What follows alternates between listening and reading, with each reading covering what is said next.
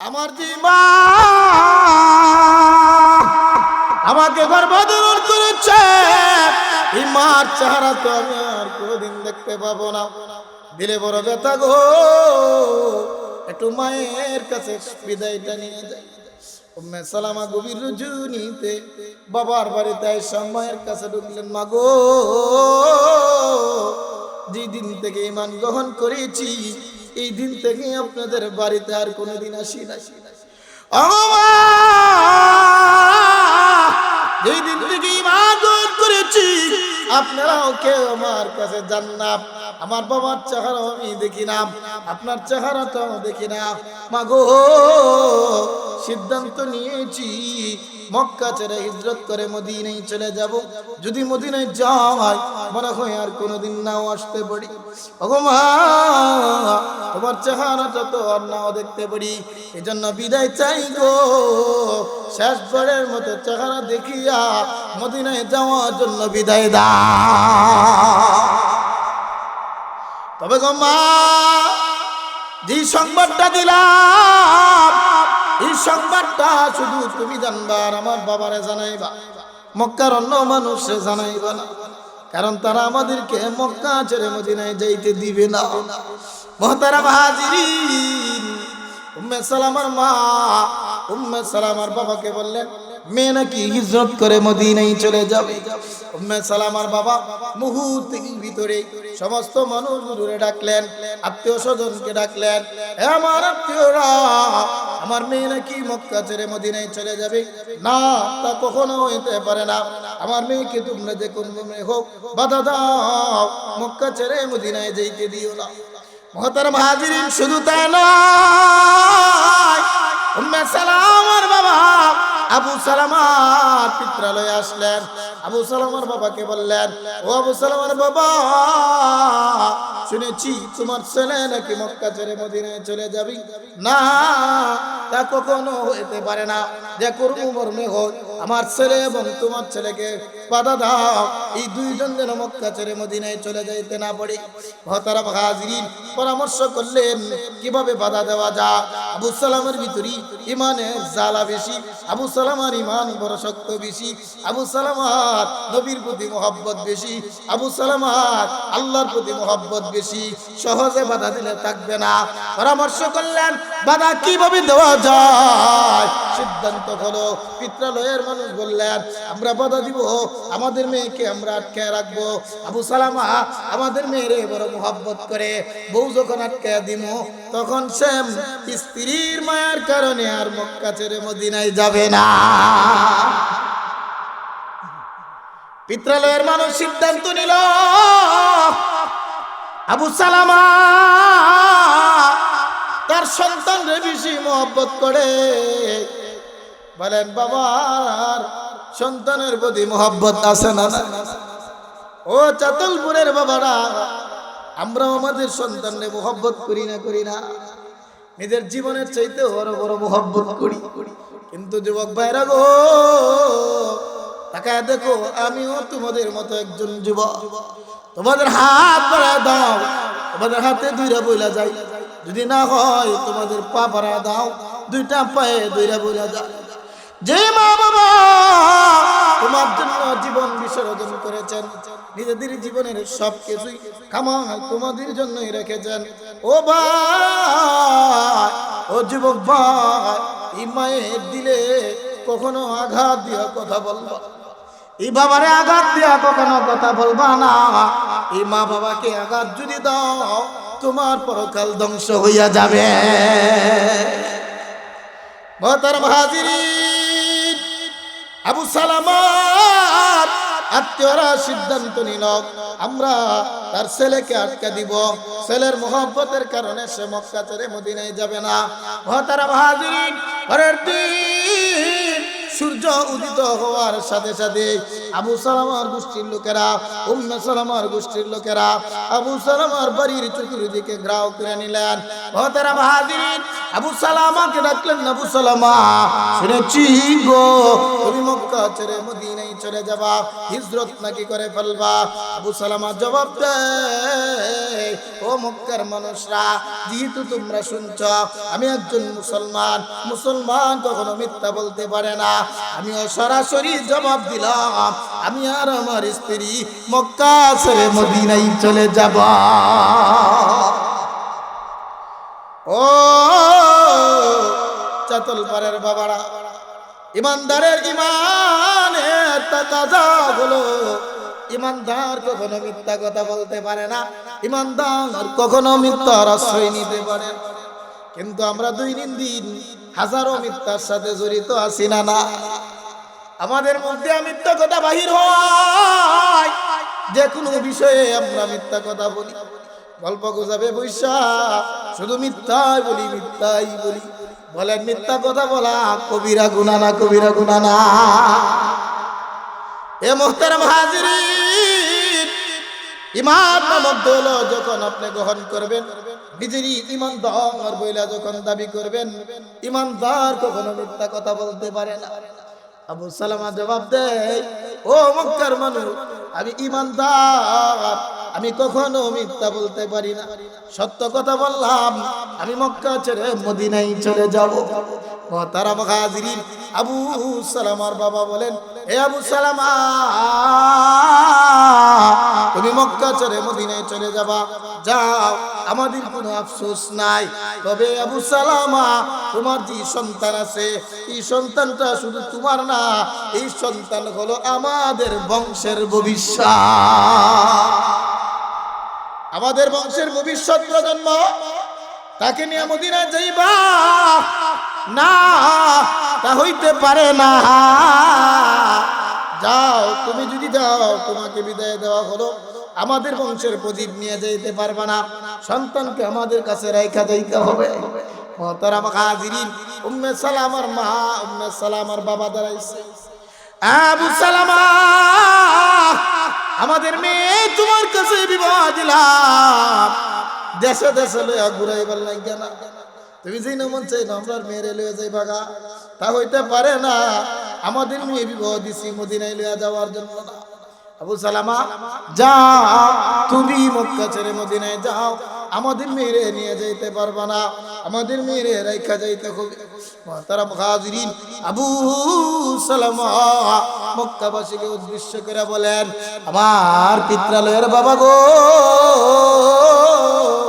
ও আমার পিত্রালয়ের আত্মীয়রা, ও আমার শ্বশুরালয়ের আত্মীয়রা গো, আমার সন্তান যদি তোমরা রেখে দাও, রেখে দাও, আমার কোনো আফসোস নাই, আমার স্ত্রী যদি রেখে দাও, আমার কোনো আফসোস নাই, এই শহরে আমার নবী নাই, আমি আর এই শহরে থাকবো না।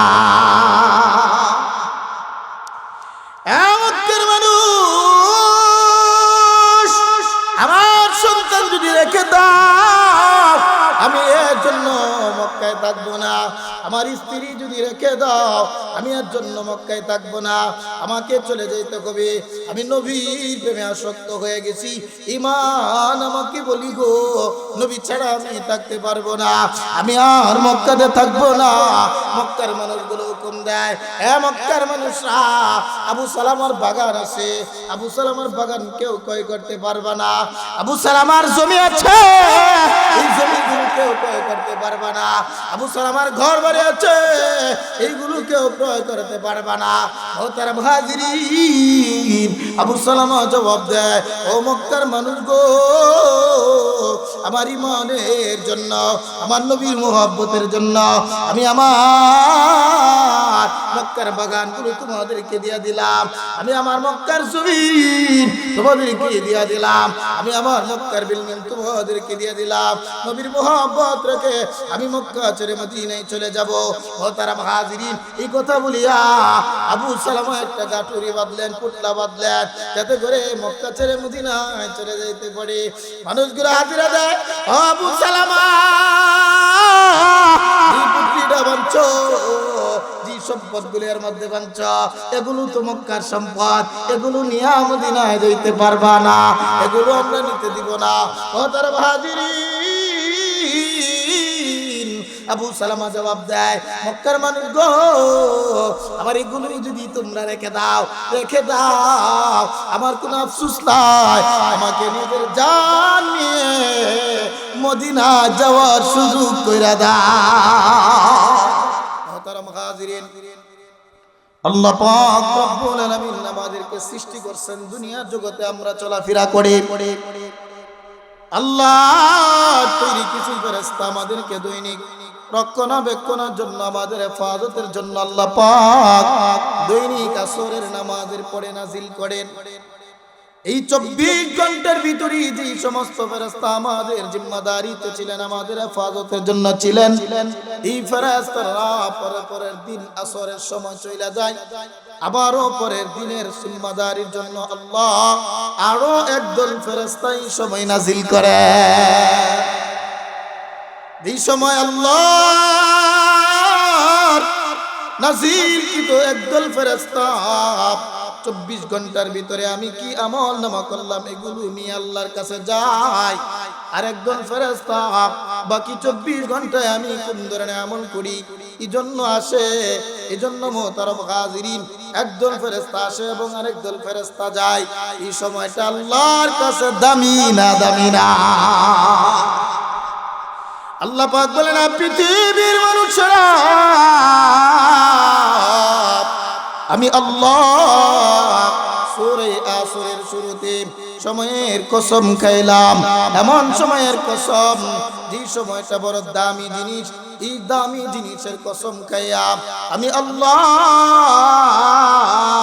সূরা আসরের মধ্যে যে আলোচনাগুলো করব, বান্দারে তোমরা মনোযোগের সাথে আমার আলোচনাগুলো শুনবা। মুহতারাম হাজিরিন, অন্য তাফসীরের কিতাবে আছে এই সময়টা দ্বারা হলো একজন মানুষের গোটা জীবনে যে সময়টা আছে, হায়াতে জিন্দেগিতে যে সময়টা আছে, আল্লাহ পাক এই সময়টাকে উদ্দেশ্য নিয়েছেন। মুহতারাম হাজিরিন, আল্লাহ আমাদেরকে যে হায়াত দিয়েছেন, হায়াতের মধ্যে যে সময়টা দিয়েছেন, এই সময়টা বড় দামি সময়, এই সময়টা বড় মূল্যবান সময়।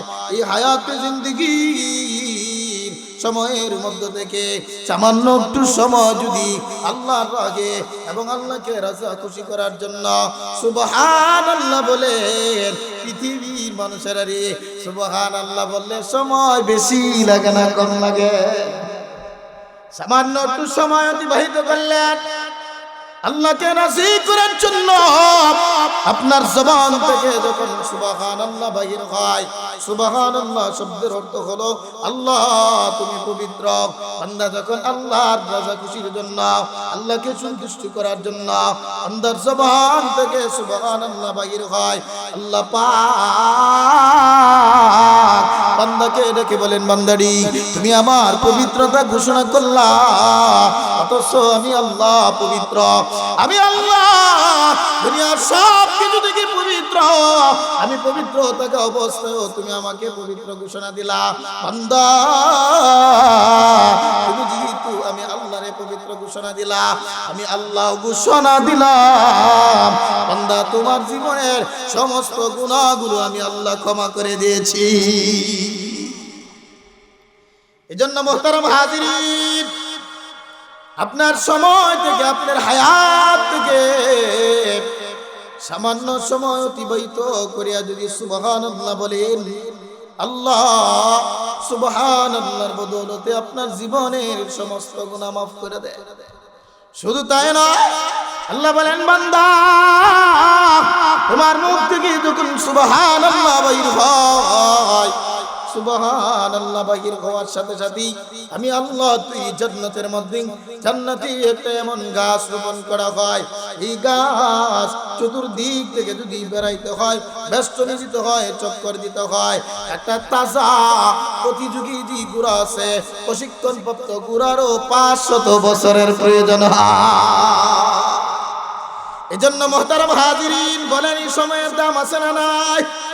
আল্লাহ পাক বলে, পৃথিবীর মানুষ, আমি আল্লাহ এই দামি সময়ের কসম করে বললাম, ইন্নাল ইনসানা লাফি খুস।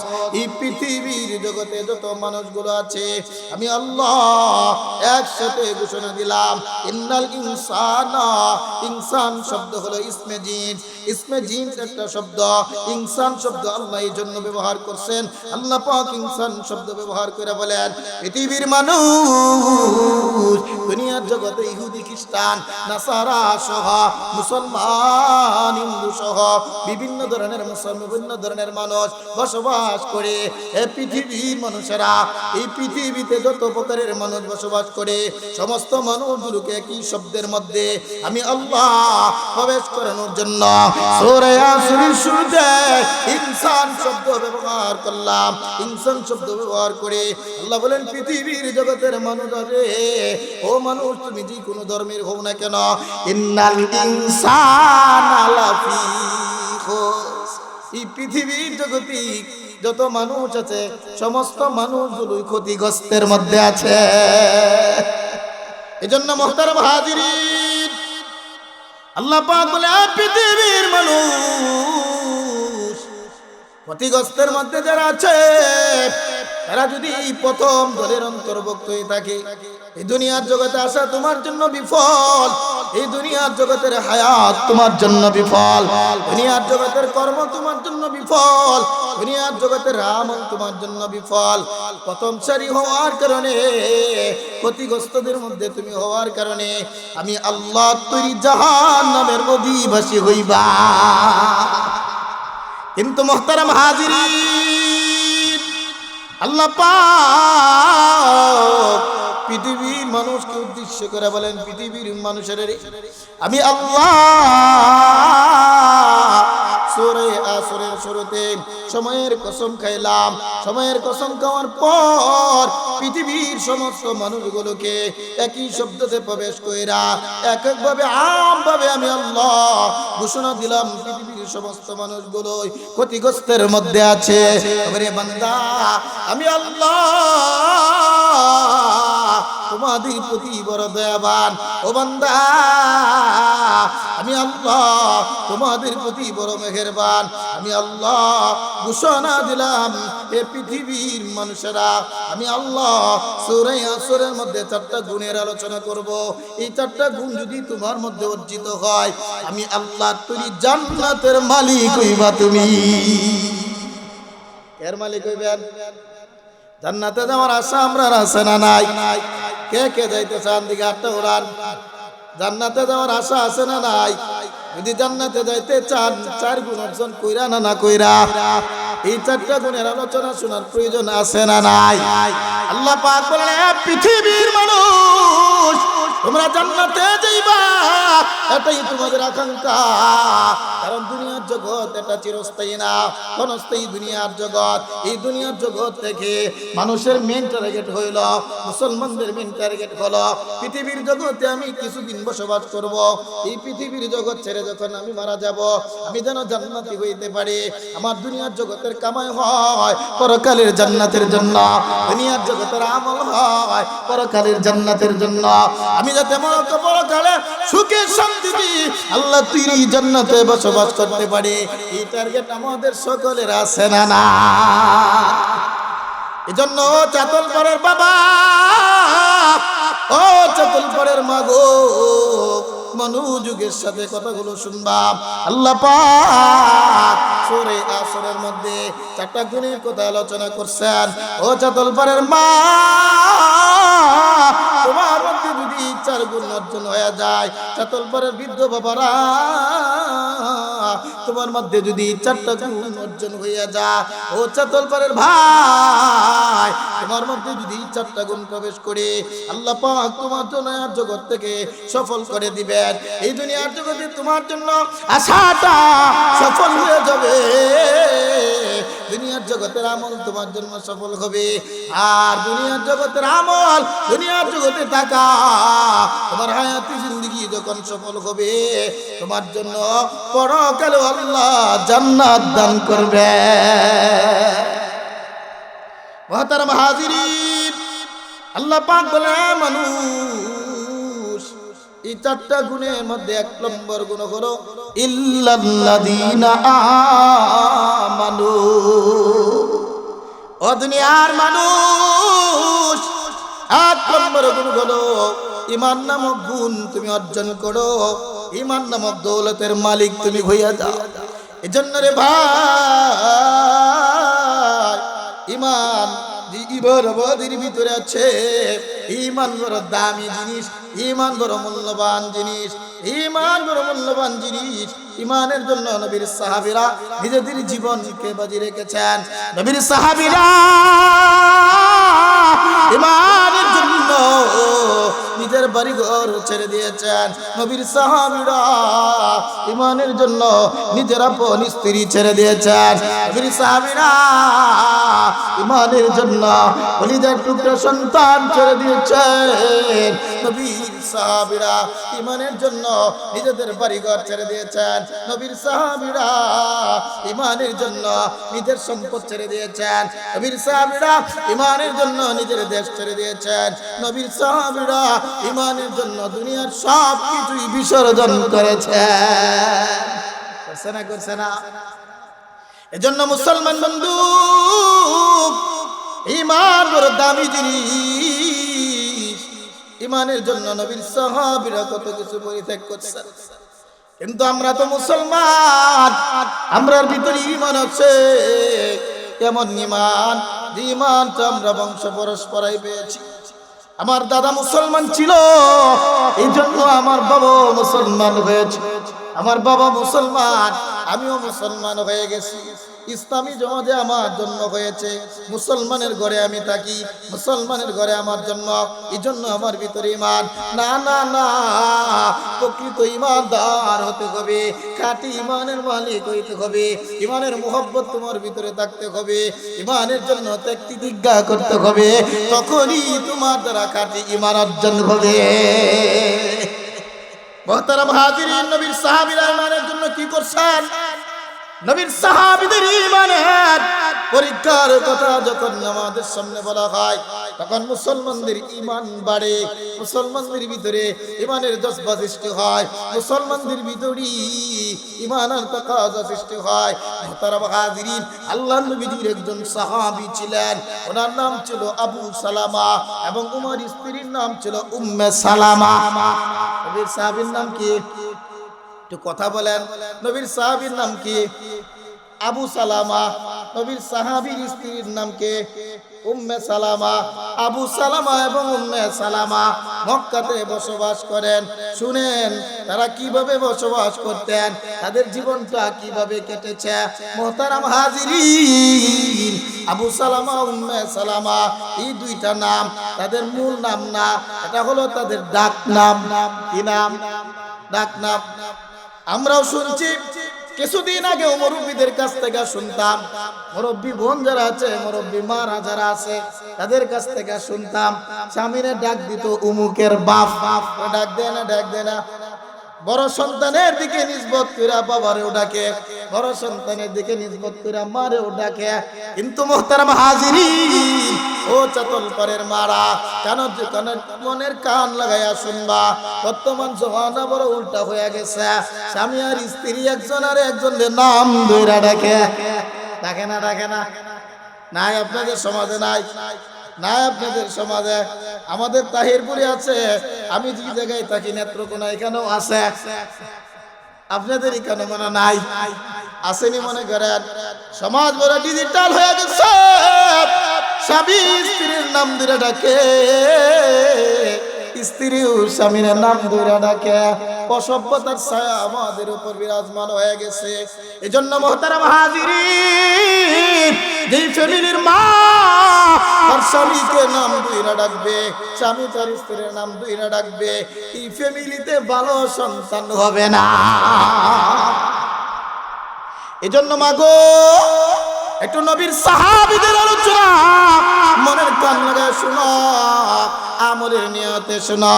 উম্মে সালামা, আবু সালামা, এরা দুইজনের ডাক নাম। বড় বড় সন্তানের দিকে নিসবত কইরা উম্মে সালামাকে উম্মে সালামা বলা হয়, আবু সালামাকে আবু সালামা বলা হয়। উম্মে সালামা আর আবু সালামা মক্কাতে বসবাস করেন।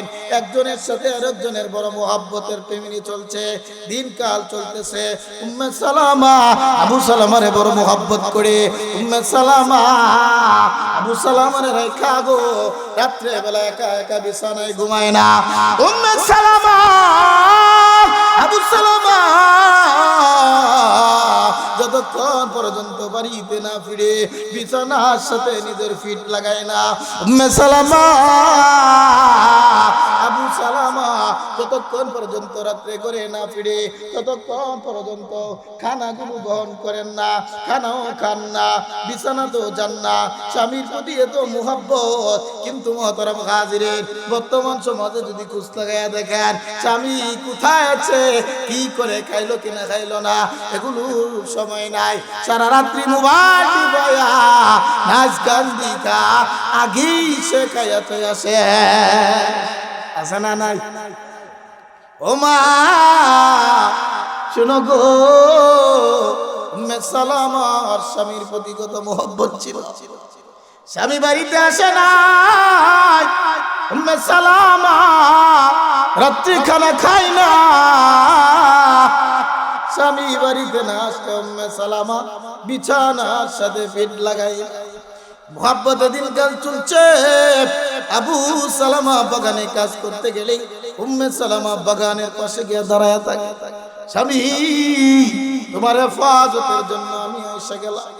আবু সালামা উম্মে সালামার রেখা একা একা কিছু খায় না, সবকিছুই নিজের স্ত্রীর জন্য নিয়ে যায়। নিজের স্ত্রীর রেখা একা একা উনি কোনোদিন বেড়াইতেও যায় না। স্বামী আর স্ত্রীর মধুর সম্পর্ক চলছে মক্কার মানুষগুলোর সামনে। উম্মে সালামা এবং আবু সালামার নাম নিলে মনে হয় একটা সুখী ফ্যামিলির নাম উচ্চারণ করা হয়েছে। স্বামী স্ত্রীর মধুর মুহাব্বতের একটা ফ্যামিলি। মক্কার সব মানুষগুলো জানি আবু সালামা এবং উম্মে সালামার দুইজনের মুহাব্বতের কথা। মুহতারাম হাজিরিন, মক্কাতেই বসবাস করেন আবু সালামা এবং উম্মে সালামা। আবু সালামা একদিন মক্কাতে আসলেন, কাবা ঘরের পাশে আসলেন। কাবাতে আসার পরে দেখেন আমার আপনার নবী সাইয়্যিদুল মুরসালিন খাতামুন নবীন মুহাম্মাদুর রাসূলুল্লাহ নবীজি নবীর সাহাবীদের সামনে আল্লাহর কালামে তেলাওয়াত আরম্ভ করছেন। নবীজি নবীর সাহাবীদেরকে তালিম ও তরবিয়ত দিতেছেন। আবু সালামা দূর থেকে নবীর কণ্ঠে তেলাওয়াত শুনেন। আল্লাহর কালাম বড় দামি কালাম উচ্চারণ হয় নবী মুহাম্মদের কণ্ঠে গো, মজা শুধু বাড়ে আর বাড়ে। আবু সালামা দিনের কান লাগায়া নবীর কণ্ঠে তেলাওয়াত শুনতে আরম্ভ করলেন। নবীর কাছে আসেন, প্রত্যেক দিন নবীর কাছে আসেন, কিন্তু এখন ঈমান গ্রহণ করে নাই। নবীর কথাগুলো শুনেন, নবীদের হাদিসের বাণীগুলো শুনেন। আল্লাহ নবীজি আদব আখলাক সম্পর্কে উনি বড় গভীর মনোযোগ দিয়ে খেয়াল ধ্যান করেন। মুহতারাম হাজিরিন, আবু সালামা একদিন নবীর কাছে আইসা একবারে কাছে বসছেন। নবীজি কালামের তেলাওয়াত করতেছেন, সাহাবীদেরকে শিক্ষা দিতেছেন, তালিম দিতেছেন, তরবিয়ত দিতেছেন, মাসআলা বলতেছেন, হাদিসের বাণী শুনাইতেছেন। আবু সালামা দ্বারা বলে আমি মুহাম্মদ, আমি অনেক দিন হয় আপনার মজলিসে আসি। নবী গো, আপনার মজলিসে আসার পর আপনার মুখের বাণীগুলো আমি শুনেছি। আপনার মুখ থেকে যে কালামের তেলাওয়াত হয়, এই কালাম পৃথিবীর মানুষের বানানকৃত কালাম না। নবী গো, যে হাদিসের বাণীগুলো তুমি শোনাও, এটা পৃথিবীর জগতের মানুষের বানান কালাম না। আমি তোমার আখলাক এত সুন্দর গো, পৃথিবীর জগতে এমন আখলাকের অধিকারী কেউ নাই। ওগো নবীজি, তোমার কথাগুলো এত মধুর, এত মধুর কথা পৃথিবীতে আর কেউ বলে না। নবী, তোমার সব কিছু দেখে আমি মুগ্ধ হয়েছি। ওগো নবীজি, আমার হাত বাড়া দিলাম, আমাকে তুমি কালিমা পড়ায়া মুসলমান বানায়া দাও। মুহতারাম হাজিরিন, আবু সালামা নবীর রাতে মুসলমান হয়ে গেলেন। মুসলমান হয়ে যাওয়ার পর গভীর রজনীতে বাড়িতে ফিরলেন। উম্মে সালামার কাছে গিয়া বলে, উম্মে সালামা রে, আমি মুহাম্মদের হাত থেকে কালিমা পড়ে মুসলমান হয়ে গেছি। বলেন উম্মে সালামা, আবু সালামার মোহাব্বত কম না বেশি? কথাটা বুঝছেন না? আমার কম না বেশি? স্বামী ইসলাম গ্রহণ করছে, উনি করবেন না করবেন না? উম্মে সালামা জবাব দেন, স্বামী তুমি যেহেতু মুসলমান হয়েছ, আমাকেও তুমি মুসলমান বানায় দাও, আমিও নবীর কাছে যাব, মুসলমান হয়ে যাব। মুহতারাম হাজিরিন, উম্মে সালামা আবু সালামা আবারও নবী দরবারে এসে হাজিরা দিলেন। কালিমা পড়ে দুজন মুসলমান হয়ে গেল। আবু সালামা উম্মে সালামা ঈমান গ্রহণ করার পর বাড়িতে যখন গেলেন, মক্কার মানুষগুলো জানলো আবু সালামাও ঈমান গ্রহণ করেছে, উম্মে সালামাও ঈমান গ্রহণ করেছে। মক্কার মানুষগুলো আবার হাসিনা দিয়ে বলে, উম্মে সালামা রে, তুমি ঈমান গ্রহণ করেছ, আবু সালামা তুমি ঈমান গ্রহণ করেছ। মুহতারাম হাজিরিন, আবু সালামার আপনজন পরিবারের সব বলে উঠতেছে, ও আবু সালামা, যেহেতু ঈমান গ্রহণ করেছ, আমাদের সাথে তোমার কোনো সম্পর্ক নাই, আমাদের সাথে লেনদেন নাই, আমাদের সাথে আর কোনো কথা নাই, আমাদের সাথে তোমার কোনো সম্পর্ক নাই। উম্মে সালামার পিতৃবের মানুষগুলো হাজিরা দেয়া বলে, উম্মে সালামা রে, যেহেতু ঈমান এনেছ, আজকে থেকে আমাদের সাথে তোমার কোনো সম্পর্ক নাই, আমাদের বাড়িতে যাইতে পারবা না, আমাদের সাথে কথা বলতে পারবা না। মুহতারাম হাজিরিন, আবু সালামা উম্মে সালামা একসাথে জবাব দেয়, ও মক্কার মানুষ, তোমাদের কারোর সাথে যদি আমার সম্পর্ক না হয়, তোমাদের কারোর সাথে যদি কথা বলার সুযোগ না হয়, নবী মুহাম্মদের উপর যে ঈমান আমি গ্রহণ করছি, আল্লাহর নবীজির ঈমানের প্রতি আমরা অটল থেকে জীবন অতিবাহিত করব। ও চাতলপুরের মাগো, ও বৃদ্ধ বাবারা, মনোযোগের সাথে শুনে যান, ঈমানের জন্য তারা কি কি ত্যাগ করেছে, ঈমানের জন্য কত কষ্ট নবীর সাহাবীরা করেছে। মুহতারাম হাজিরিন, উম্মে সালামা আবু সালামা মক্কাতে বসবাস করেন। কারো সাথে তাদের সম্পর্ক নাই, কারো সাথে তাদের কথাবার্তা নাই, একা একাই চলেন। আবু সালামা নবীর দরবারে এসে কালামের বাণী শুনেন, নবীর দরবারে এসে হাদিসের কথাগুলো শুনেন, নবীর দরবারে এসে তালিম নেন, নবীর দরবারে এসে মাসআলা শিখেন। এভাবেই জীবন যায়। উম্মে সালামা প্রত্যেক দিন একবার নবীর দরবারে আসেন আর নবীর কথাগুলো শুনেন। একদিন উম্মে সালামা আবু সালামা মক্কাতে আসলেন। মক্কাতে আসার পরে দেখেন আমার নবীজি যে জায়গায় বসে তালিম দিতেন, ওই জায়গায় আল্লাহ নবীজি আর বসানা। আবু সালামা উম্মে সালামার ভিতরে নবীর প্রেম আছে না নাই? জোরে বলেন, আছে না নাই? এই নবীর মহাব্বতে আপন মানুষগুলোর সাথে কথা নাই, একা একা মক্কাতে বসবাস করে। নবীর মহাব্বত তাদের ভিতরে কেমন ছিল? আবু সালামা মক্কার মানুষগুলো ডাক দিয়া বলে, ও মক্কার মানুষ রে, যে জায়গায় আমার নবী বসা ছিল এই জায়গায় তো আমার নবী নাই। কাবার চতুর্দিকে দৌড়ে আর নবী নবী বলে ডাকে, নবী গো কোথায় গেলা? আমি আবু সালামা মক্কাতে এসে হাজিরা দিলাম, তোমাকে তো দেখতেই পারতেছি না। তোমার প্রতি আমার এত মহব্বত নির্ধারিত, তোমাকে যদি সময় না দেখি আমাদের দিলে বড় আগুন জ্বলে যায়। নবী গো মক্কাতে আসা তো তোমার দেখা পায় না। এগুলো বললাম কাবার চতুর্দিকে দৌড়ে নবীজিকে দেখতে পায় নাই, কাবার চতুর্দিকে দৌড়ে নবীকে দেখতে পায় না। মক্কার মানুষগুলো বলে, মক্কার মানুষরা বলো আমার নবী কোথায় গেছে গো, আমার নবী কোন জায়গায় চলে গেছে? মক্কার মানুষগুলো জবাব দেই, ও আবু সালামা, আল্লাহর নবীজি হিজরত করে মক্কা ছেড়ে মদিনায় চলে গেছে। আবু সালামা উম্মে সালামা গভীর রজনীতে নিজের ঘরের ভিতরে বসে গেলেন। উম্মে সালামা ডাকেন, ও আমার স্বামী, নবীজি তো মক্কা ছেড়ে মদিনায় চলে গেছেন, বলেন গো আমরা কি করি? আবু সালামা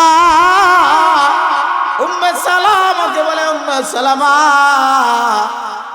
যেই শহরে নবী নাই এই শহরে তো আমরাও থাকতে পারি না। নবীর মোহব্বত আমাদের ভিতরে এত বেশি, নবী যদি মক্কায় না থাকে আমরাও মক্কা থাকতে পারবো না। উম্মে সালামা সিদ্ধান্ত নাও, মক্কা ছেড়ে আমরাও মদিনায় চলে যাব। মুহতারাম হাজিরিন, গভীর রজনীতে সিদ্ধান্ত নিলেন উম্মে সালামা এবং আবু সালামা উভয়জন মক্কা ছেড়ে মদিনায় চলে যাবে। আবু সালামা উম্মে সালামারে কয়, উম্মে সালামা রে, মক্কা ছাড়িয়ে যে মদিনায় যাইবা। মক্কার মানুষগুলো নিষেধ দিয়েছে, মক্কার কোনো মানুষ যাতে মদিনায় যাইতে না পারে, নবীর সাথে যদি কাদের সাক্ষাৎ না হয়, এজন্য মক্কার কোনো মানুষকে মদিনায় যাইতে দেয় না।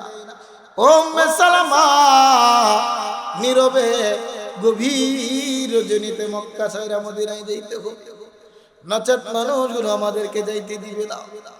তারা হাজির সিদ্ধান্ত নিলেন আগামী রজনীতেই আমরা মক্কা ছেড়ে মদিনায় চলে যাব। কারো কাছে সংবাদ দেওয়া যাবে না, কিন্তু মুহতারাম হাজিরিন, উম্মে সালামা মহিলা মানুষ, দিল নরম না শক্ত? ধরে বলেন, দিল নরম না শক্ত? একটু কথা বলেন, আপনারা ঘুমাই গেছেন নাকি?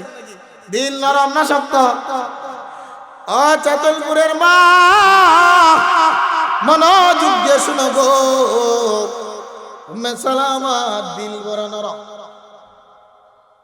উম্মে সালামা ভাবে, ও পৃথিবীর মানুষ, আমি এতদিন মক্কায় ছিলাম, আমার বাবার সাথে আমার ভালো সম্পর্ক ছিল, আমার মার সাথে আমার বড় ভালো সম্পর্ক ছিল, কিন্তু যেদিন থেকে মুসলমান হয়েছি, ঈমান গ্রহণ করেছি, ওই দিন থেকে বাবার সাথে আমার আর কোনো সম্পর্ক না, ওই দিন থেকে আমার মার সাথে সম্পর্ক নাই। আমি যদি আজকে মক্কা ছেড়ে মদিনা হিজরত করি, আর মদিনাতে যদি আমাদের ইন্তেকাল হয়ে যায়, এই মদিনা ছেড়ে যদি আর মক্কাতে কোনোদিন না আসি, আমার বাবার সাথে তো আমার কোনোদিন সাক্ষাৎ হবে না। আমার যে মা আমাকে গর্ভধারণ করেছে, এই মার চেহারা তো আমি আর কোনোদিন দেখতে পাবো না। দিলে বড় ব্যথা গো, একটু মায়ের কাছে বিদায়টা নিয়ে যাই। উম্মে সালামা গভীর রজনীতে বাবার বাড়িতে এসে মায়ের কাছে ঢুকলেন, মা গো, যেদিন থেকে ঈমান গ্রহণ করেছি, এই দিন থেকে আপনাদের বাড়িতে আর কোনোদিন আসি না। যেই দিন থেকে ঈমান গ্রহণ করেছি, আপনারাও কেউ আমার কাছে যান না, আমার বাবার চেহারা আমি দেখি না, আপনার চেহারা তো দেখি না। মা গো, সিদ্ধান্ত নিয়েছি মক্কা ছেড়ে হিজরত করে মদিনায় চলে যাব। যদি মদিনায় যাই, মনে হয় আর কোনোদিন নাও আসতে পারি। ওগো মা, তোমার চেহারাটা তো আর নাও দেখতে পারি, এজন্য বিদায় চাই গো, শেষবারের মতো চেহারা দেখিয়া মদিনায় যাওয়ার জন্য বিদায় দাও। তবে গো মা, যে সংবাদটা দিলাম, এই সংবাদটা শুধু তুমি জানবা আর আমার বাবারে জানাইবা, মক্কার অন্য মানুষে জানাইবা না, কারণ তারা আমাদেরকে মক্কা ছেড়ে মদিনায় যাইতে দিবে না। মুহতারাম হাজিরিন, উম্মে সালামার মা উম্মে সালামার বাবাকে বললেন, মেয়ে নাকি হিজরত করে মদিনায় চলে যাবে।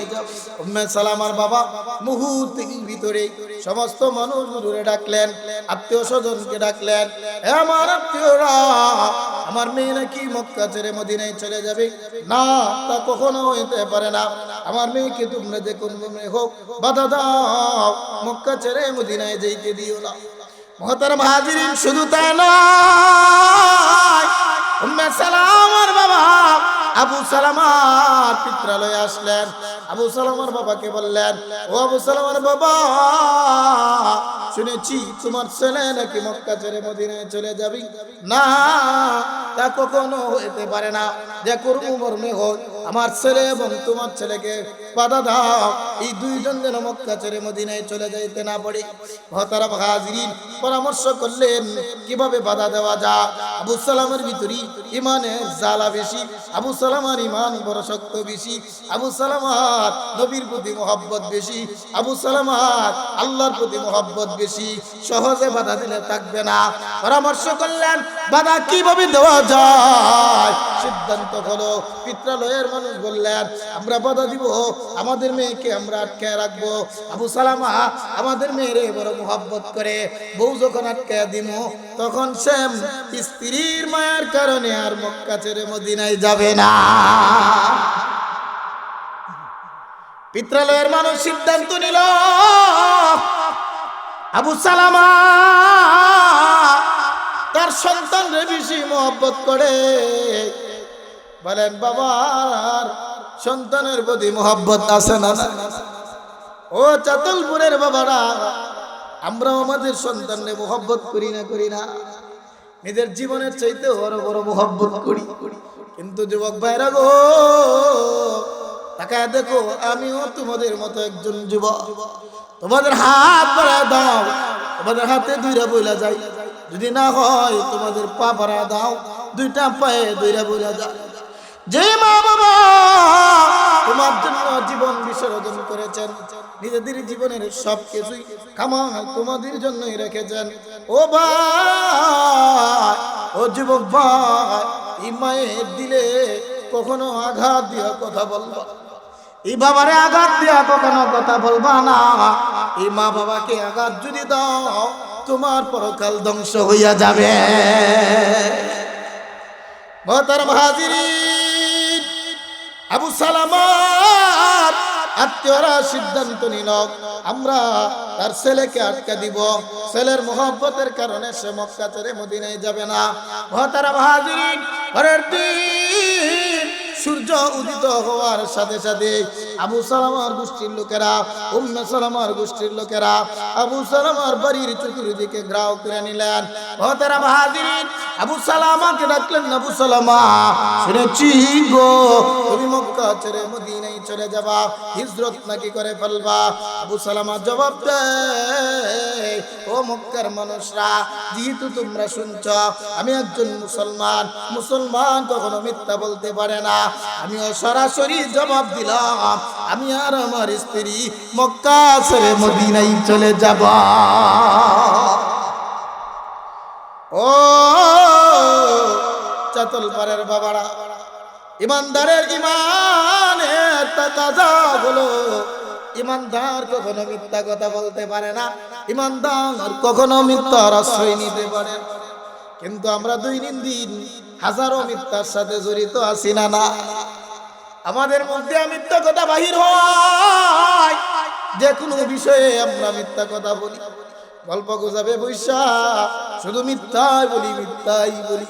বলেন, মিথ্যা কথা বলা কবিরা গুনাহ না? কবিরা গুনাহ না? এ মুহতারাম হাজিরিন, ঈমান নামক দৌলত যখন আপনি গ্রহণ করবেন, নিজেরই ঈমানদার বইলা যখন দাবি করবেন, ঈমানদার কখনো মিথ্যা কথা বলতে পারে না। আবু সালামা জবাব দেয়, ও মক্কার মানুষ, আমি ঈমানদার, আমি কখনো মিথ্যা বলতে পারি না, সত্য কথা বললাম, আমি মক্কা ছেড়ে মদিনায় চলে যাব। মুহতারাম হাজিরিন, আবু সালামার বাবা বলেন, হে আবু সালামা, তুমি মক্কা ছেড়ে মদিনায় চলে যাবা, যাও, আমাদের কোনো আফসোস নাই। তবে আবু সালামা, তোমার যে সন্তান আছে, এই সন্তানটা শুধু তোমার না, এই সন্তান হলো আমাদের বংশের ভবিষ্যৎ, আমাদের বংশের ভবিষ্যৎ প্রজন্ম, তাকে নিয়ে মদিনায় যাইবা, না, তা হইতে পারে না। যাও, তুমি যদি যাও, তোমাকে বিদায় দেওয়া হলো, আমাদের বংশের প্রদীপ নিয়ে যেতে পারবে না, সন্তানকে আমাদের কাছে রাইখা যাইতে হবে। মোহতারাম হাজিরিন, উম্মে সালামার মা, উম্মে সালামার বাবা দাঁড়াইছে।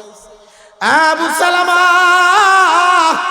আমাদের মেয়ে তোমার কাছে বিবাহ দিলাম, দেশে দেশে লইয়া ঘুরাইবার লাগে না, তুমি যেই মন চাই না আমরা মেয়েরে লইয়া যাই ভাগা, তা হইতে পারে না। আমাদের মেয়ে বিবাহ দিছি মদিনায় লইয়া যাওয়ার জন্য না। আবু সালামা, যাও, তুমি মক্কা ছেড়ে মদিনায় যাও, আমাদের মেয়েরে নিয়ে যাইতে পারবা না, আমাদের মেয়েরে রাইখা যাইতে হবে। মুহতারাম হাজিরিন, আবু সালামা মক্কাবাসীকে উদ্দেশ্য করে বলেন, আমার পিত্রালয়ের বাবা গো, ও আমার পিত্রালয়ের আত্মীয়রা, ও আমার শ্বশুরালয়ের আত্মীয়রা গো, আমার সন্তান যদি তোমরা রেখে দাও, আমার কোনো আফসোস নাই।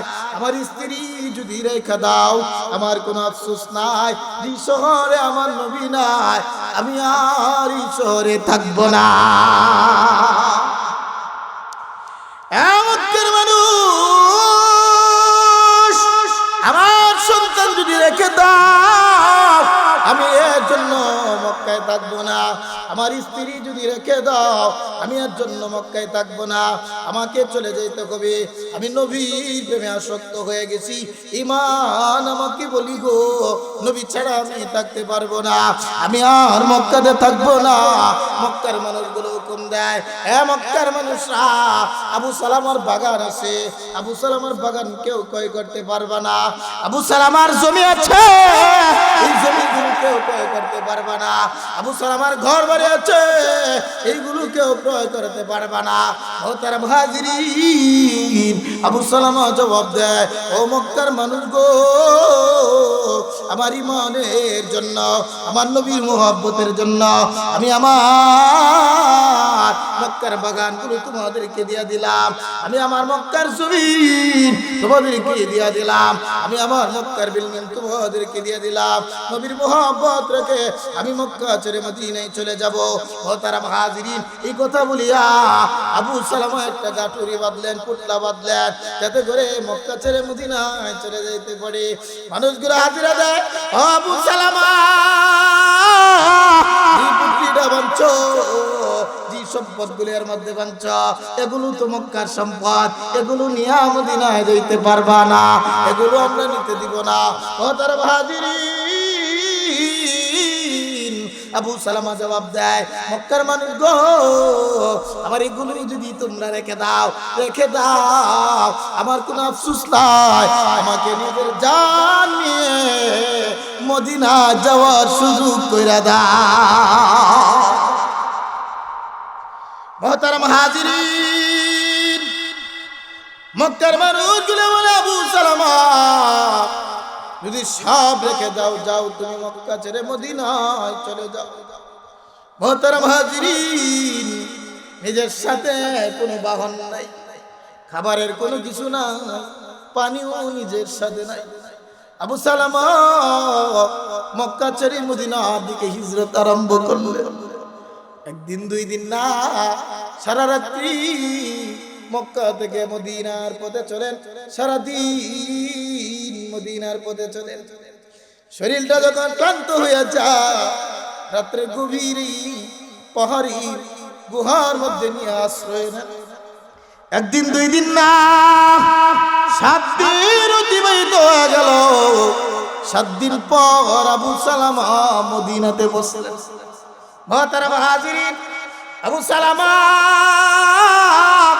মদিনাতে পৌঁছার পর মসজিদে নববীর সামনে যখন যাবেন, নবীর সাথে যখন হিজরত নবীর সাথে সাক্ষাৎ করবেন, নবীর দরবারে যাওয়ার আগে আল্লাহ পাক জিবরিল আলাইহিস সালাতু ওয়াস সালামকে জানায় দেন, জিবরিল গো, আমার নবীর কাছে যাও, আমার নবীর গিয়া নবীর পাগলের পরিচয়টা দেয়া দাও। মুহতারাম হাজিরিন, জিবরিল আলাইহিস সালাতু ওয়াস সালাম কি আল্লাহ কোরআনের একটা আয়াত দিয়ে দিলেন। এই আয়াতটা আমার নবী দরবারে গিয়ে তেলাওয়াত করবা। মুহতারাম হাজিরিন, জিবরিল নবীর সামনে হাজির দেওয়ার পর আল্লাহ নবীর সামনে তেলাওয়াত করেন, ওয়া মিনান নাসি মান ইয়াশরি নাফসাহু বিতিগা মারযাতিল্লাহ আল্লাহু রাউফুম বিল ইবাদ। ওগো নবীজি, এই পৃথিবীর জগতে মানুষদের মধ্যে কত মানুষ আছে, এই মানুষগুলো আল্লাহর সন্তুষ্টির জন্য, এই মানুষগুলো নিজের ঈমানের জন্য, এই মানুষগুলো নবীর মহব্বত প্রকাশ করার জন্য নিজের জীবনকে বাঁচিয়ে রেখে নবী গো আবু সালামা, মক্কায় আপনার একটা পাগল আপনাকে বড় মহব্বত করি, মক্কার জমিনের সম্পদ ছেড়ে দিছে, মক্কার জমিনের নিজের স্ত্রী ছেড়ে দিছে, মক্কার জমিনের নিজের কলিজার টুকরা সন্তান ছেড়ে দিছে, মক্কার জমিনে নিজের বাড়ি ছেড়ে দিছে, মক্কার জমিনে নিজের ঘর বাড়ি ছেড়ে, নিজের বাগান ছেড়ে, অর্থ সম্পদ ছেড়ে খালি হাতে আপনার মহব্বত আর ঈমানের মহব্বত নিয়ে মদিনায় এসেছে। মুহতারাম হাজিরিন, কিছুক্ষণ পর আবু সালামা নবীর দরবারে প্রবেশ করলেন। নবীকে উদ্দেশ্য করে, নবী গো আপনি কি আমাকে পরিচয় করতে পারছেন? আপনি কি আমাকে চিনছেন? আল্লাহর নবীজি তাকায় দেখেন আবু সালামা নবীর সামনে এমন অবস্থায় হাজির হয়েছেন, আবু সালামার চক্ষুগুলো গাথার ভিতরে ঢুকে গেছে, আবু সালামার চুলগুলো বড় এলোমেলো হয়ে গেছে, আবু সালামার চেহারাটা বড় ফ্যাকাশিত হয়ে গেছে, আবু সালামার পেট ফিডের সাথে লেগে গেছে, দাড়িগুলো বড় এলোমেলো হয়ে গেছে। আল্লাহর নবীজি আবু সালামার দিকে তাকায় বলে, ও আবু সালামা, আমি নবী তোমারে চিনি না, বরং আবু সালামারি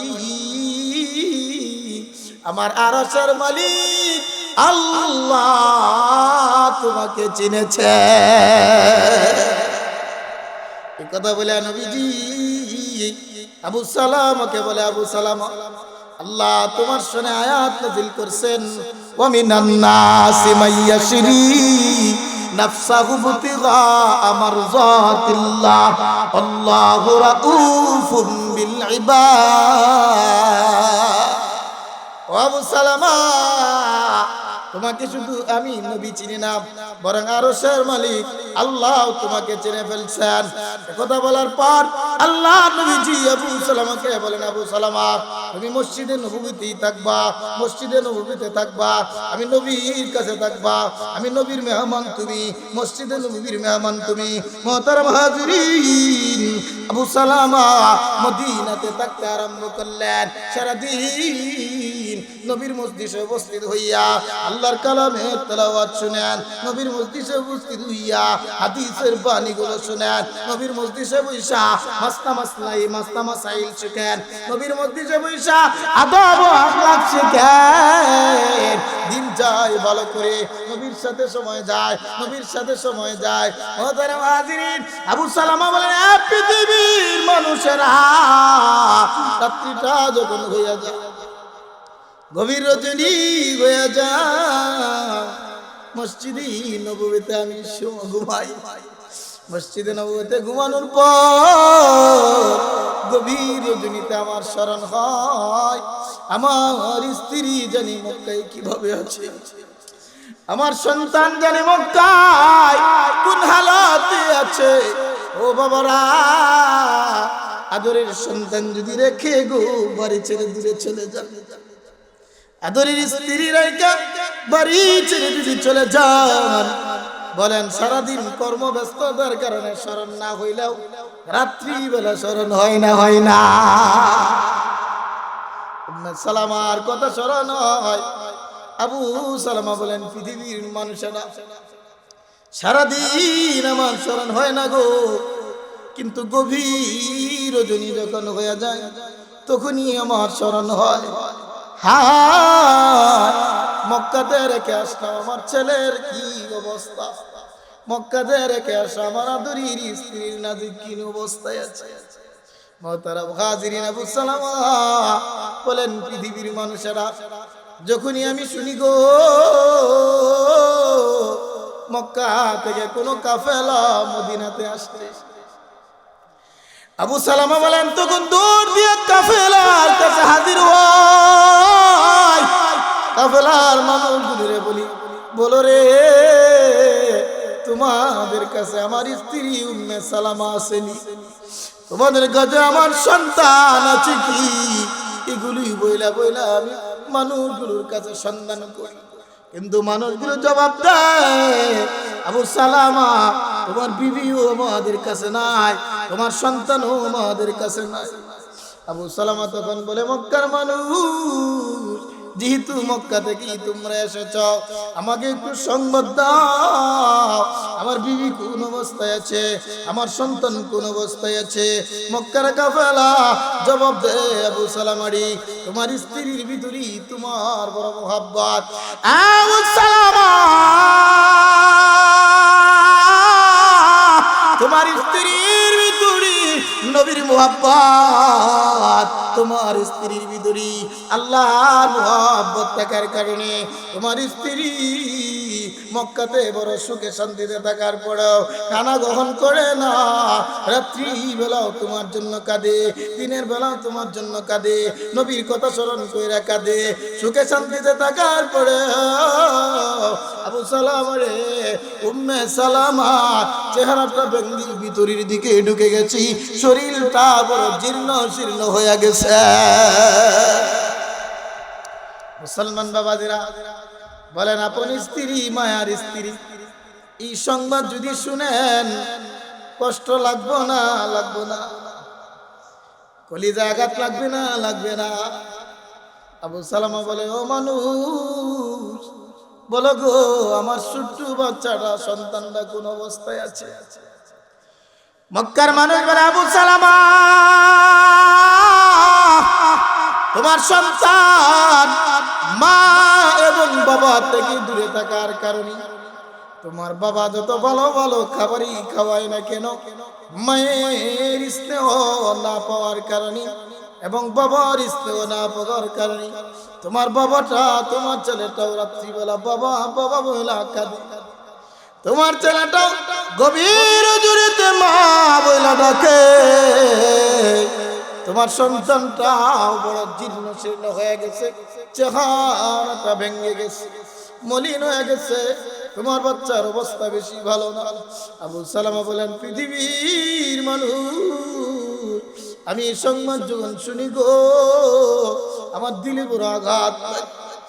এরপরও নিজের ঈমানকে প্রাধান্য দেওয়ার জন্য, আমার নবীর মুহাব্বতকে প্রাধান্য দেওয়ার জন্য মদিনা ছেড়ে আমি মক্কায় যাই না।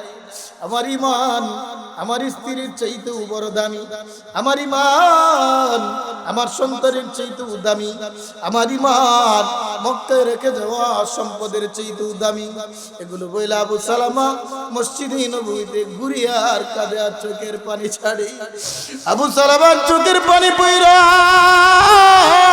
মসজিদে নববীর পাখা পর্যন্ত ভিজে যায়। মুহতারাম হাজিরিন, আবু সালামা চোখের পানি পইরা নিজের বালিশটা পর্যন্ত ভিজে যায়। মুহতারাম হাজিরিন, এইভাবে একদিন দুই দিন না 6 মাস অতিবাহিত হয়ে গেছে।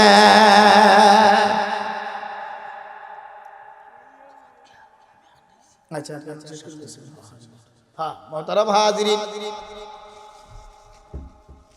আপনাদের প্রধান বক্তা আসতেছে ইনশাআল্লাহ, আর একটু শুনুন।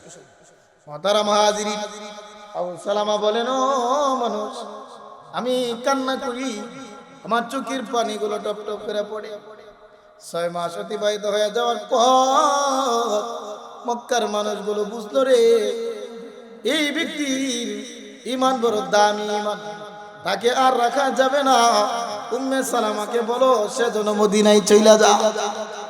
মুহতারাম হাজিরিন, মক্কার মানুষ উম্মে সালামা আমাকে বলে, উম্মে সালামা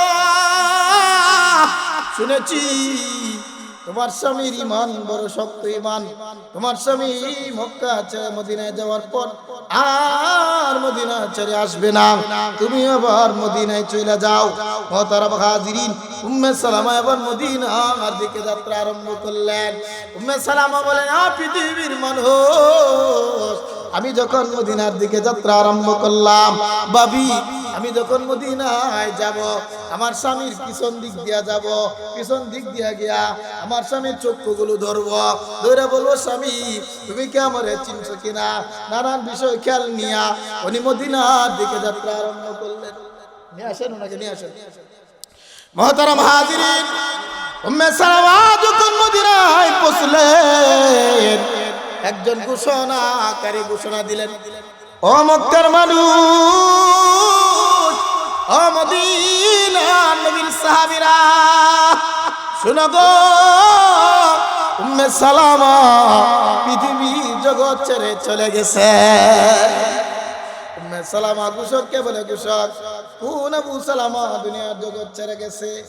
ঘোষক ডাক দেয়া বলে, ও আল্লাহর বান্দি, ওই আবু সালামা দুনিয়ার জগৎ ছেড়ে চলে গেছেন, যিনি 6 মাস আগে মক্কাতে মায়ার স্ত্রী রেখে এসেছেন, যিনি 6 মাস আগে মক্কাতে আদরের সন্তান রেখে এসেছেন, যিনি 6 মাস আগে মক্কার ধন সম্পদ ছেড়ে মদিনায় এসেছেন। উম্মে সালামা বলে, ও পৃথিবীর মানুষ, আমি বুঝে ফেলেছি আমার স্বামী আমার পৃথিবীর জগতে নাই। উম্মে সালামা বলে, পৃথিবীর মানুষ, আমি একটা দূর দিয়া মসজিদে নববীর সামনে হাজিরা দিলাম। মসজিদে নববীর সামনে আসার পরে দেখি আমার স্বামী আবু সালামার লাশ রাখা। আবু সালামার লাশের সামনে উম্মে সালামা হাজিরা দিয়া বলে, স্বামী গো, বুঝেছি তুমি আমার প্রতি বেজার হয়েছে। স্বামী, তুমি ভাবতে পারো তোমার মহব্বত আমার ভিতরে নাই, না গো স্বামী, তোমার মহব্বত আমার ভিতরে অনেক বেশি। স্বামী গো, মক্কা ছেড়ে আমি মদিনায় আসতে পারি না, তবে মক্কাতে তোমার জন্য কেঁদে কেঁদে হাজারো বালিশ আমি ভিজিয়ে ফেলছি। আসলাম, তুমি কি এখন আমার জন্য আমার সাথে রাগ কইরা শুয়ে রইছো নাকি? ও স্বামী, একটু কথা বলো আমার সাথে, আমার সাথে একটু কথা বলো। মুহতারাম হাজিরিন, বুঝে থাকলে বলেন, আবু সালামা কথা বলবেন না? বলবেন না? বলবেন না? আর কথা বলবেন? আরো বলবেন নি? কথা বলার সুযোগ নাই, পৃথিবী ছেড়ে চলে গেছে। উম্মে সালামা কাঁদে, স্বামী গো, মক্কার সব ছেড়ে মদিনায় আসলাম, এই মদিনার কাউকে আমি চিনি না। ও স্বামী, আমি মদিনায় এখন কেমনে থাকবো? আল্লাহর নবীজি দাঁড়ায় বলেন, উম্মে সালামা তুমি চিন্তা করবা না, আমি নবীজি নিজে তুমি উম্মে সালামার জিম্মাদার হয়ে গেলাম। নবীজি নিজে উম্মে সালামার জিম্মাদার হয়ে গেছে। মুহতারাম হাজিরিন, আসতে শেষ, আল্লাহ তাআলা নিজেই নবীজি নিজে উম্মে সালামার জিম্মাদার হয়ে গেলেন। আল্লাহ নবীজি বলেন, সাহাবীরা আমার আবু সালামাকে জানাজার জন্য প্রস্তুত করা। জানাজা প্রস্তুত হয়ে গেল। নবীজি নিজের সামনে দাঁড়ায় বলেন, আমার সাহাবীরা, আপন মানুষগুলো মৃত ব্যক্তির জানাজার নামাজ পড়ে, আমার আবু সালামার আপন মানুষ কেউ নাই, আমি নবী নিজে তার আপন মানুষ হয়ে গেলাম, আমি নিজে তার জানাজা পড়াইব। নবীজি নিজে আবু সালামার জানাজা পড়াইলেন, কবরে নিয়ে গেলেন। নবীজি বলে, সাহাবীরা আমার আবু সালামার আপন মানুষ নাই, আপন মানুষগুলো কবরে গিয়া রাখে, আমি নবী নিজে নাইমা গেলাম, আমার হাতে দাও আমার সাহাবী লাশটা, আমি নিজেই কবরের ভিতরে রাখবো। মুহতারাম হাজিরিন, আবু সালামার লাশ নবীর হাতে রাখা হলো। নবীজি কবরের ভিতরে শুয়ায়া আকাশের দিকে তাকে বলে, আল্লাহ, আবু সালামার প্রতি আমি নবী খুশি হয়ে গেলাম, তুমিও খুশি হইয়া যাও। আল্লাহ নবীকে ডাকতে বলে, নবী গো, তুমি যেহেতু আমার আবু সালামার প্রতি খুশি হয়ে গেলা, আমি আল্লাহ নিজে জিম্মাদারিতে আবু সালামাকে জান্নাতে পৌঁছাইবা। এজন্য মোহতারাম হাজিরিন, ইমানের জন্য যার ত্যাগ যত বড় হবে পুরস্কার তত বড় হবে। ইমানের জন্য বাড়ি ছাড়ছেন, ইমানের জন্য নিজের স্ত্রী ছাড়ছেন, ইমানের জন্য নিজের সম্পদ ছাড়ছেন, ইমানের জন্য নিজের বাগান ছাড়ছেন, পুরস্কার পাইছেন, নবীজি জানাজা পড়াইছেন, পুরস্কার পাইছেন, নবীজি কবরে নিজে রাখছেন। পুরস্কারগুলো দামি না, দামি না, দামি না, দামি না। এজন্য মোহতারাম হাজিরিন, ইমান বড় দামি জিনিস। এই ইমানের মালিক আমাদেরকে হইতে হবে না, হবে না? এই হলো মোহতারাম হাজিরিন 1 নম্বর গুণ। ইমান নামক দৌলতের মালিক আমাদেরকে হইতে হবে। 2 নম্বর, ওয়ামিনুস সলিহাত। ও পৃথিবীর মানুষরা, যেহেতু ইমান নামক দৌলত তুমি অর্জন করেছ, এখন 2 নম্বর গুণ হলো ইমানের তাকাজা হলো নেক আমল করা। ইমানের তাকাজা হলো গুনাহের কাছ থেকে বেঁচে থাকা। এখন তোমার জিম্মাদারি হলো নেক আমল করা। এজন্য 2 নম্বর গুণ হলো কি? নেক আমল। 2 নম্বর কি? 2 নম্বর গুণ কি? 1 নম্বর গুণ ইমান, 2 নম্বর গুণ হলো নেক আমল, 3 নম্বর গুণ হলো ওয়াতাওয়াসাউ বিল হক। ও ইমানদার, তুমি ইমান গ্রহণ করলা, 1 নম্বর গুণের মালিক হইলাম। 2 নম্বর গুণ হলো নেক আমল করবা। 3 নম্বর গুণ হলো নিজে হকের উপর সাবিত থাকবা, অন্যকে হকের দাওয়াত দিবা। এই হলো 3টা গুণ। 1 নম্বর গুণ ইমান, 2 নম্বর গুণ হলো নেক আমল, 3 নম্বর গুণ হলো হকের উপর নিজে থাকা, অন্যকে হকের প্রতি উদ্বুদ্ধ করা। 3 গুণের মালিক যখন হবেন, ইমান যখন গ্রহণ করবেন, নেক আমল যখন করবেন, হকের উপর যখন থাকবেন, বিপদ আপদ আসবে না, আসবে না? ইমানদারের উপর বিপদ হয় না, হয় না? নেক আমল যারা করে তাদের প্রতি ইমান হয় না, হয় না? হকের প্রতি যারা আছে তাদের প্রতি বিপদ আসে না, আসে না? আল্লাহ বলে, বান্দা, এই 3 গুণ অর্জন করার পর 4 নম্বর গুণ হলো ওয়াতাওয়াসাউ বিস সাবর। এখন তোমার উপর বিভিন্ন মুসিবত আসবে, বিভিন্ন পরীক্ষা আসবে, তুমি নিজেও ধৈর্য ধারণ করবা, অন্যকেও ধৈর্য ধারণ করতে শিখাইবা, অন্যকেও ধৈর্যের প্রতি উদ্বুদ্ধ করবা। এই হলো 4টা গুণ। মুসলমান ভাইরা, ও চাতলপুরের বাবারা, ও চাতলপাড়ার মারা, এই 4 গুণ যদি আপনারা অর্জন করতে পারেন, আল্লাহ বলেন, এ মানুষ, এই 4 গুণ যারা অর্জন করবে, আমি আল্লাহ নিজ জিম্মায় তাদেরকে জান্নাত নসিব করবা। পাইছেন নি 4 গুণ? 4 গুণ পাইছেন সবাই? এই 4 গুণের মালিক যদি হন, জান্নাতে যাইতে পারবেন। আগেই বলছিলেন জান্নাতে যাওয়ার আশা আমরা সবার আছে না নাই? আছে না নাই? তাহলে এই 4 গুণ অর্জন করবেন তো ইনশাআল্লাহ। এই 4টা গুণ যদি অর্জন করেন, 1 নম্বর হলো ইমান, 2 নম্বর নেক আমল, 3 নম্বর হলো হকের উপর নিজে অটল থাকবেন, অন্যকে হকের দাওয়াত দিবেন, 4 নম্বর সবর, নিজে ধৈর্য ধারণ করবেন, অন্যরে ধৈর্যের প্রতি উদ্বুদ্ধ করবেন। এই 4টা গুণ যদি আপনার আমার মধ্যে অর্জিত হয়, আল্লাহ পাক আমাকে, আপনাকে, সকলকে আল্লাহর তৈরি জান্নাত দিবেন। আল্লাহ পাক এই কথাগুলোর উপর সকলকে আমল করার তৌফিক দান করুন, আমিন।